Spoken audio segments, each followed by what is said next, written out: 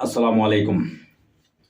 সুপ্রিয় দর্শক, আজকে কথা বলবো বাংলাদেশ প্রসঙ্গ নিয়ে। বাংলাদেশের বর্তমান পরিস্থিতি এবং গত জুলাই আগস্টে গণ অভ্যুত্থান, একটা বৈষম্যবিরোধী ছাত্র আন্দোলনের মধ্য দিয়ে যখন আমাদের সাবেক 16 বছরের একটা রেজিম স্বৈরাচার সরকার পালিয়ে যাওয়ার পর থেকে গত 8ই আগস্টে আমাদের অন্তর্বর্তীকালীন সরকারের প্রধান উপদেষ্টা ডক্টর মোহাম্মদ ইউনূস তিনি ক্ষমতাভার গ্রহণ করেন। ক্ষমতার পর থেকে তিনি আজকে দীর্ঘ 8 মাস বাংলাদেশ তিনি শাসনভার গ্রহণ করছেন এবং তিনি বর্তমানে বাংলাদেশে অধিষ্ঠিত আছেন। কিন্তু তার এই দীর্ঘ 7-8 মাসের যে শাসন, তিনি যে দেশ পরিচালনা করছেন, এটার মধ্যে বিভিন্ন রকমের তার সফলতা, বিভিন্ন রকমের ব্যর্থতা সব মিলিয়ে তিনি বর্তমানে দেশ চালাচ্ছেন। কিন্তু আজকে কথা বলবো ডক্টর ইউনূসের পরিচিতি বা তিনি কি কি কাজ করতেছেন এই সম্পর্কে কিছু আজকে কথা বলবো। যদিও আমরা অনলাইন ফেসবুকে তার কোনো কাজকর্ম আমরা দেখি না তেমন, কিন্তু এখানে দুইটা ধারার কথা আছে। একটা কথা হইছে, আপনারা দেখেছেন গত 16 বছর শেখ হাসিনা সরকার তিনি লবিস্ট নিয়োগ করেছিলেন, তিনি কোটি কোটি টাকা ব্যয় করছেন শুধু তার কার্যক্রম যেতটুক সে করছেন। সে মনে করেন যে এক হাত কাজ করছেন, 3 হাত 4 হাত বাড়াইয়া, মানে ডাবল রিডাবল বাড়াইয়া মানুষের কাছে প্রচার করার জন্য, মানে প্রচার যে করব এটার ব্যাপারে তিনি কোটি কোটি টাকা ব্যয় করছেন দেশে এবং দেশের বাহিরে। কিন্তু তার বিপরীতে আমাদের ডক্টর মোহাম্মদ ইউনূস তিনি যেই সমস্ত কাজকর্ম করতেছেন, তিনি হচ্ছেন একজন ঠান্ডা মাথার খেলোয়াড়, যেটা বর্তমানে তার যে টাইটেলটা আসছে, তিনি একজন ঠান্ডা মাথার খেলোয়াড়। তিনি গত পরশুদিনেও একটা কথা তিনি বলার চেষ্টা করছেন যে আমরা বিশ্বের মাঠে আমরা খেলোয়াড়, আমরা পৃথিবীর মাঠে খেলোয়াড়, আমরা কোনো ছোট মাঠে খেলোয়াড় না। তিনি এই কথাটা বলছিলেন। তারা হচ্ছে ডক্টর মোহাম্মদ ইউনূস, তিনি একজন ইন্টারন্যাশনাল ব্যক্তি, তিনি একজন নোবেল জয়ী। আমরা কোনো চা বিক্রেতাকে আমরা বাংলাদেশের ক্ষমতায় বসাই নাই। একজন নোবেল জয়ীকে, একজন শিক্ষিত মেধাবী, যারা অসীম জ্ঞানের অধিকারী, যিনি সারা বিশ্বের বড় বড় নেতাদের সাথে যার পরিচয়, যার সাথে তিনি চলাফেরা করছেন, সেই ধরনের একটা নেতাকে আমরা বাংলাদেশের ক্ষমতায় বসাইছি। কিন্তু তার অনেক রকমের আমাদের বাংলাদেশের মানুষ অনেক রকমের সমালোচনা তার বিরুদ্ধে করতেছে।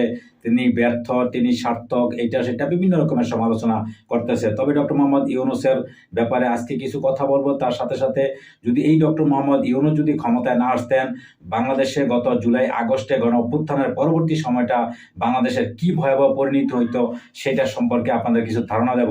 আপনারা জানেন গত জুলাই আগস্টে ডক্টর মোহাম্মদ ইউনূস ক্ষমতায় আসার পর থেকে বাংলাদেশ একদম বেহাল অবস্থা হয়ে গেছিল। বাংলাদেশ একদম অর্থনৈতিকভাবে, সামাজিকভাবে সম্পূর্ণভাবে ভেঙে পড়েছে। কোনো প্রশাসন ছিল না। আপনারা জানেন যে পুলিশের একদম উপস্থিতি ছিলই না। পুলিশ যেহেতু 16 বছর একটা রেজিম সরকারের অধীনে পুলিশকে এমনভাবে তারা ব্যবহার করছে, সেই পুলিশের প্রতি দেশের মানুষের একটা জনবিচ্ছিন্ন একটা এই পুলিশ বাহিনী হয়ে গেছিল এবং অনেক পুলিশকে আপনারা জানেন যে আহত নিহত করছে। কিন্তু পুলিশও কিন্তু একদম নিষ্ক্রিয় হয়ে গেছিল। তো সেই প্রশাসন, সেই পুলিশকে ডক্টর মোহাম্মদ ইউনূস তিনি সক্রিয় তোলার চেষ্টা করছেন বা করতেছেন। তার মাঝে মাঝে বাংলাদেশের অর্থনৈতিক অবস্থা আপনারা জানেন একদম বন্ডুল অবস্থা হয়ে গেছিল। বাংলাদেশের অর্থনৈতিক অবস্থা কি অবস্থা হয়ে গেছিল এটা আপনারা নিশ্চয়ই বুঝতে পারছেন। এইরকম অতীতের যত একটা নির্বাচিত সরকারও কিন্তু এরকম পরিস্থিতি, এরকম একদম স্বল্প মূল্যে জিনিসপত্রের দাম আপনারা দেখেন। এটা আপনারা যদি সারা পৃথিবীর মানুষ যদি আইসা যদি বলে যে ডক্টর মোহাম্মদ ইউনূস এই করছে সেই করছে, কোনো কিছু ভালো করে না দেশের জন্য, এটা সাধারণ মানুষ কমপক্ষে এটা কখনো মেনে নেবে না। সাধারণ মানুষের মন জয় করছে ডক্টর মোহাম্মদ ইউনূস। তিনি যদি পরবর্তীতে যদি যেই কয়দিনই ক্ষমতায় আসেন, তিনি সামনে আরো 1 বছর, 1.5 বছর, 2 বছর যাই ক্ষমতা থাকেন, দেশ চালান, কিন্তু তার এই দীর্ঘ বাংলাদেশ শাসনের, ডক্টর মোহাম্মদ ইউনূস বাংলাদেশ শাসনে, এটা কিয়ামতের আগ পর্যন্ত বাংলাদেশ পৃথিবী যতদিন থাকবে ততদিন পর্যন্ত ডক্টর ইউনূসের নাম স্বর্ণ অলংকারে লিখিত থাকবে। তিনি বাংলাদেশের একজন সৎ শাসক ছিলেন এবং বাংলাদেশে এই পরবর্তী একটা রেজিম স্বৈরাচারী সরকারের পরবর্তী সময়ে ডক্টর মোহাম্মদ ইউনূস, আপনারা জানেন একটা মানুষ যখন বিপদে পড়ে তখন দোয়ায় ইউনূস পড়ে। সেই দোয়া ইউনূস আল্লাহ পাকের তরফ থেকে একটা বাংলাদেশের অবস্থা যখন একটা ভয়ানক পরিস্থিতি হয়েছিল, তখন ডক্টর মোহাম্মদ ইউনূস তিনি বাংলাদেশের ক্ষমতাভার গ্রহণ করছেন এবং তিনি দেশটারে একটা সুন্দর একটা জায়গায় নিয়ে পৌঁছে দিয়েছেন এবং পরবর্তীতে তিনি একটা ভালো একটা নির্বাচন দিয়ে তিনি ক্ষমতা থেকে যখন চলে যাবেন, তখন দেশের মানুষ হারে হারে টের পাইব যে ডক্টর মোহাম্মদ ইউনূস কি ছিলেন। তার নাম স্বর্ণ অলংকারে প্রত্যেকটা মানুষের, বাংলাদেশের ছোট বড় শিশু কৃষক যারা আছে, প্রত্যেকটা মানুষ তার হৃদয়ের মধ্যে, অন্তরের মধ্যে ডক্টর মোহাম্মদ ইউনূসের নাম লিপিবদ্ধ করে রাখবে। কারণ তিনি বাংলাদেশের যে সমস্ত যা করে গেছেন বা যা করতেছেন, কারণ এইরকম আপনারা এটা মনে করেন না যে এখন ডক্টর মোহাম্মদ ইউনূস যাই করতেছে পরবর্তীতে পরবর্তীতে সরকার নির্বাচিত সরকার আসবে, আসার পরে আপনাকে একবারে মুখের মধ্যে ভাত তুলে দিব, আপনাদের দেশটারে একদম দ্বিতীয় লন্ডন বানাই দিব, সিঙ্গাপুর মালয়েশিয়া বানাই দিব, এটা ভাবার কোনো কারণ নেই। পরবর্তীতে আপনাদের কপালে বহুত কষ্ট আছে। এই বাংলাদেশ জিন্দিগিতে কিয়ামতের আগ পর্যন্ত বাংলাদেশ কখনো ভালো অবস্থান দাঁড়াইতে পারবে না। তার কারণ কি জানেন?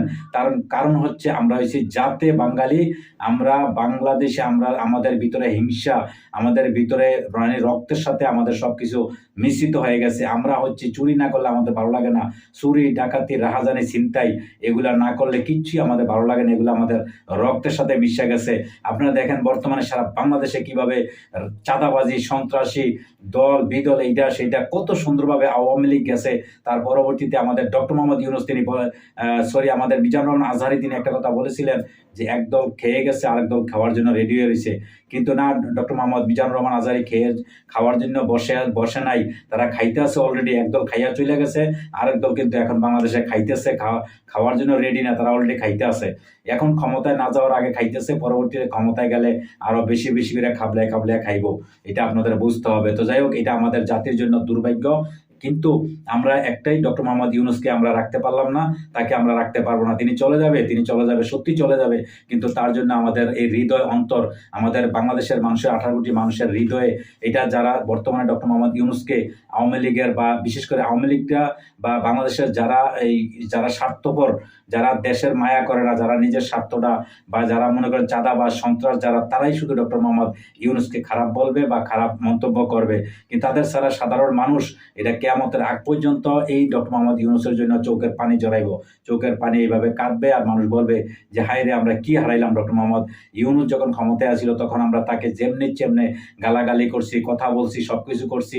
হাজারো গালির মাঝে মা যেরকম সন্তানের গালাগালি করলে আবার সন্তান ফিরে যেভাবে মায়ের কাছে চলে আসে, ঠিক ডক্টর মোহাম্মদ ইউনূসকে এত গালাগালি, এত আমরা সমালোচনা করলাম, তারপর ডক্টর মোহাম্মদ ইউনূস কখনো তিনি দেশের বিরুদ্ধে কোনো কিছু করলেন না। তিনি শুধু দেশের জনগণের জন্য, দেশের জন্য কইরাই গেলেন একমাত্র সেই আমাদের ডক্টর মোহাম্মদ ইউনূস। আপনাকে হাজার হাজার বছর ধরে জাতি খেয়াল রাখবে, মনে রাখবে। আপনাকে জানাই সেলুট। আপনি ভালো থাকবেন। আপনি এই দেশের একজন নেতা, একজন সৎ, একজন সাহসী নেতা, এবং আপনার কথাবার্তা সারা বিশ্বের মানুষ, যদিও আমরা আপনার বক্তব্য শুনে মুগ্ধ হতে পারি না, কিন্তু বিশ্বের মানুষ আপনার বক্তব্য শুনলে মানে ঘন্টার পরে ঘন্টা অবাক দৃষ্টিতে আপনার দিকে তাকিয়ে থাকে আপনার বক্তব্য শোনার জন্য। কিন্তু আমরা চিনলাম না দেশের মানুষ হয়ে ডক্টর মোহাম্মদ ইউনূস কি মানুষ ছিলেন।